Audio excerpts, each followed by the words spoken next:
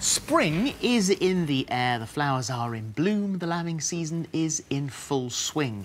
And at beautiful Blenheim Palace in Oxfordshire, they're expecting a record number of newborns this year, with over 3,000 lambs due to arrive in the next week or two. Well, we decided you could never see enough cute lambs, so we've sent Sarah Greene to find a few this morning. Good morning to you, Sarah. Who have you got there? Meet Martha, Holly. Isn't she cute? She was born late last night here at Blenheim Palace. Now, if you've ever been lucky enough to visit the palace, you'll know it's one of the most stunning stately homes in the UK. Built in the early part of the 18th century for the Dukes of Marlborough, it sits on 11,500 acres. Now, 2,000 acres of that is farmland.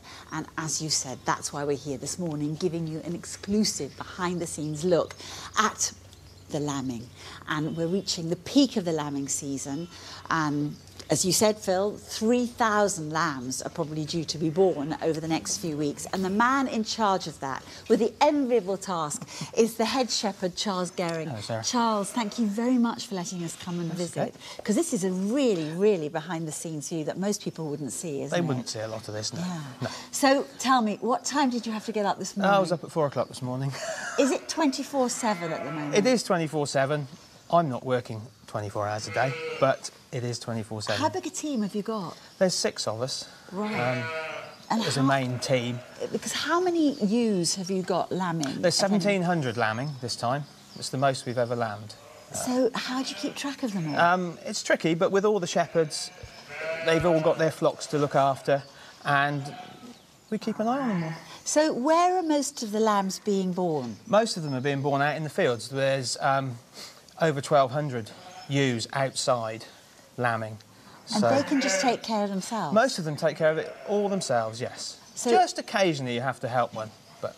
And what about the lambs and the sheep, that are the ewes that are in here? Right, all these ewes that are in here are all carrying just a single lamb, and they're in here so we can adopt the spare triplet lambs onto them, because most of the ewes that have a triplet can't rear 3 lambs. We need to take one off. And how easy is it to get a ewe to adopt another lamb? Well, there's a few tricks, and if you know what you're doing, it's easy enough. So what do you do? Well, we try and do what we call wet adopt them. So as one of these ewes is having a single lamb, we get that lamb born over the one that we've brought in. So all the birth fluids mixed together, and she thinks she's had 2. So it just feels, smells, tastes like one of hers? Exactly, yeah. Like so one of hers. So they think they've had 2. And so the lambs that we can see down here, there's one earlier I saw this morning that was just sitting on top of mine. Yes, one of them, wasn't it? I think it was one of these, wasn't it? Yeah, absolutely gorgeous. Is there any chance that we can go out into the farm? Absolutely, yeah. And see perhaps a birth happening? Well, it's happening all the time out there, so let's go and have a look. Well, Phil, Holly, maybe you can join us later on, and we'll catch up with you in about half an hour's time. We might find something. Love it. Imagine if one's born Sarah. on the show. I know. So cute. That's great.